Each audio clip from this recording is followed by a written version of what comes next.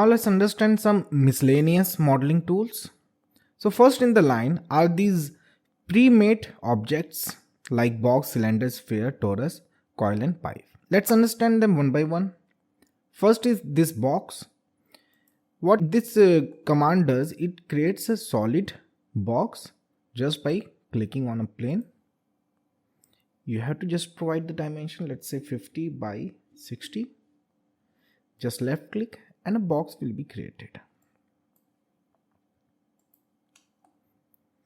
Another pre-made object is a cylinder. Similarly here also you have to provide just a diameter circle, let's say 60. Left click and your cylinder will be ready. Then we have a sphere. Here also you have to provide the diameter, let's say it's 50. The sphere will be created. Similarly we have torus. Select the plane, give the diameter, the torus will be created. And then we have a very special object, coil. For that you have to again give the diameter, let's say it's again 60. Just left click and as you can see a coil is generated, a 3D coil. Here you can give the number of revolutions, let's say 5, let it be 3 itself. Then you can change the section as well. Initially it's triangular.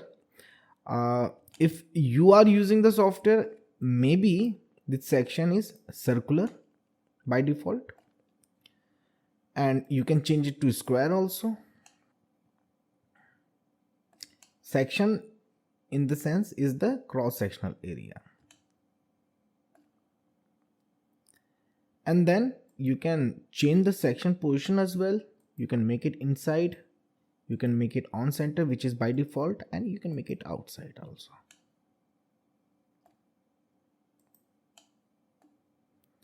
Next is a pipe. In order to create a pipe, we need to create a sketch. Let's start a new, show the origin, and let's create a sketch in a vertical plane using spline.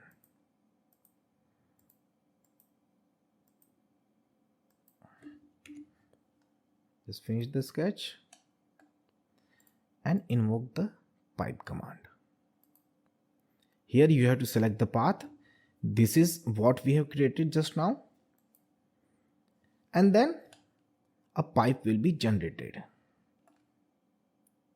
Just untick this hollow. We will come to it later on. Now as you can see, the cross section is obviously a circle. We can change it to a square or a triangle as well. Let it be circle for now.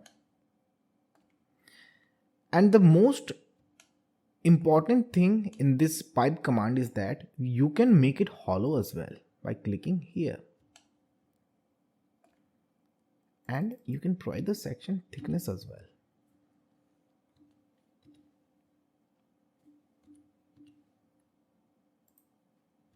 The pipe will be generated.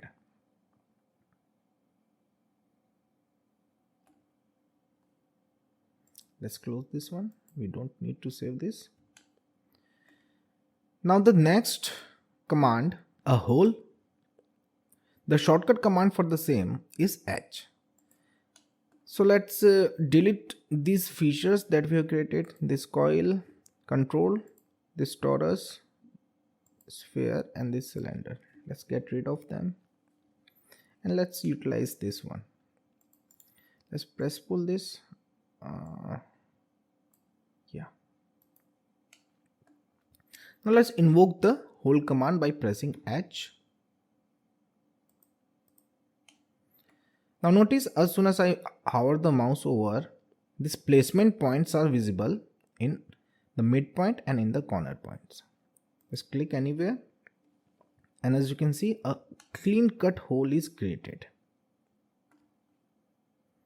Here you can take the reference points.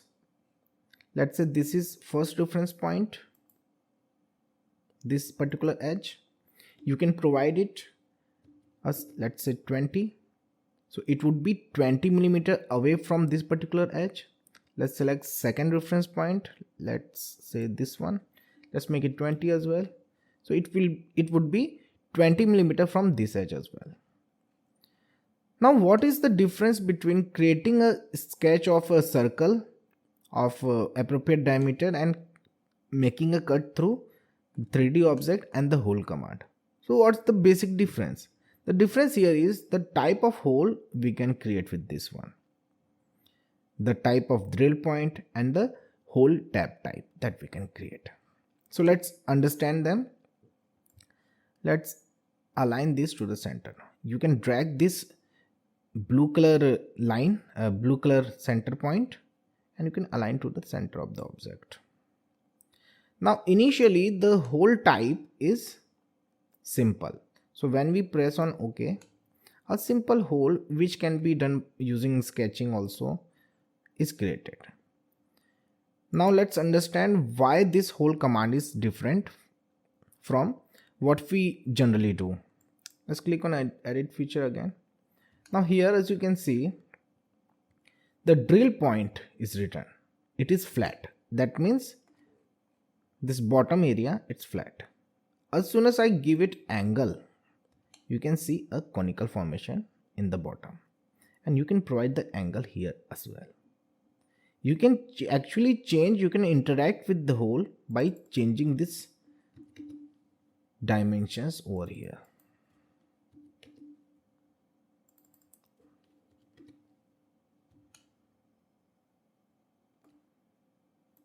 Let it be 118 only, and let's say this is 25 again. Now if we change the hole type to counter bore, you can see two handles are appearing. One is for the internal circle and another one is for the outer circle or the larger circle, and one more handle is appearing, this one. This is for providing this particular depth. Now what is a counter bore? A counter bore is a drilled hole that has a wider section at the top. Let's create it first. So we have created a counter bore. So it is what? It's a drilled hole that has a wider section at the top,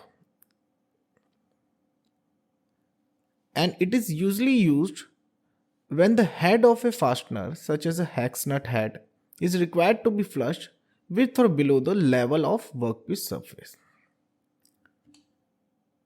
So let's say from this surface, let's create a sketch. Let's create a text. Let's write it counter bore. It's getting outside here, so let's adjust the height, make it center line, press. Okay, let's make it bold, press OK. Just left click it, right click, press pull, and just cut it -1.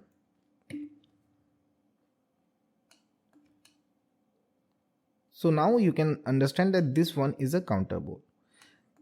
Now for the next type of hole, let's again create a box.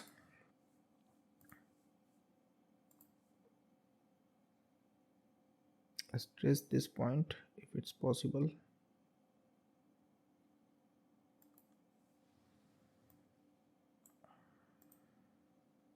Now invoke the hole command. Now this time we are using a counter sink. Select the surface, trace to the midpoint, and as you can see, again here also 3 handles are there. One is for larger circle, another one is for smaller circle, and one is for depth. You can cut through all the way through, or you can make it like this, all the way, or like this. Again, you can change the drill point as well for this. Now this is a countersink. Let's click on OK. Let's select this face, create a sketch, again create a text. Let's write here counter sync. We are all set. Select this one, right click, press pull inside, -1, and okay. So now you are having two different type of hole types. One is counter bore and another one is countersink. Now this countersink hole is a cone shaped. It's a cone shaped recess in an object which is designed to accommodate a flat head screw such that the head of the screw is flush with the surface of the part. Now the difference between a counter bore and a countersink is the angle at which the larger hole, this one and this one here, is drilled. A countersink's larger hole is tapered at an angle. It is tapered at an angle, as you can see here. Whereas a counter bore is drilled straight into the material and it leaves a flat bottom. So this is the major difference between a counter bore and a countersink hole type. For creating this kind of feature on a 3D object using sketching and using the press pull command or any other command would be a very time consuming process. That's why hole command is very beneficial in this regard. Now next in the line is to create a thread. For that you have to just go to this create toolbar, select thread, select the area or select the face to apply the thread, and as you can see thread is applied. You can make it full length or you can give the length using these handles. Let it be full length itself. And then comes the thread type. Depending upon what kind of thread type you want, you can select it. I'm selecting the by default thread type, that is isometric profile. You can change the size, you can change the designation of the thread. You need to have a knowledge of nomenclature of thread in order to create threads in Fusion 360. Or even if you are not having any knowledge, you can just create for the sake of visualization. And the most important thing in thread is the direction. You can change the direction here from left hand or right hand. And if you want to remember, if you want the software to remember which kind of thread you use generally, and you don't want to make the changes each and every time, you can just click on remember size and select OK. And the thread is created. Notice it is not fully because we are having taper in the bottom for the countersink. Let's create thread in this counter bore also. This one is having full thread.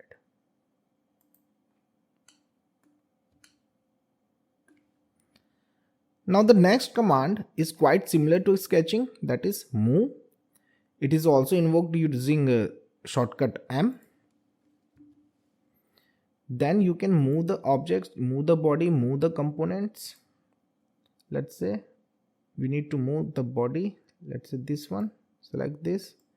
You can move it up, down, left, right, or you can rotate it also.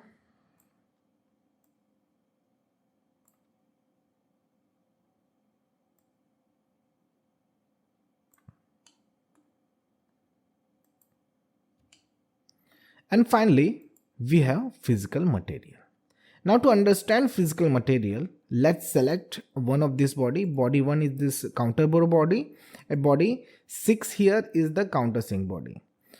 Let's take the counter bore body and right click here and see the properties. As you can see, the area and volume, density, mass, everything is given. And the by default physical material is steel. If you want you can have all the strength of material related descriptions information, and you can copy it to the clipboard. Now just notice this mass and the density here. The density of steel is 0.008 gram per millimeter cube, and the corresponding mass with the corresponding volume is 413.195. Just remember this one, and then we are going to change the physical material.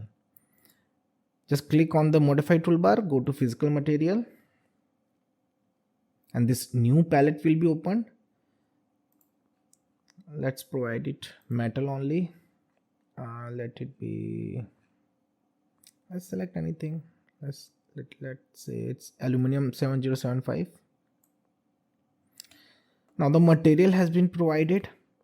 Now again right click here, go to properties, and see the mass has been changed, the density has been changed. So it comes very handy in many applications.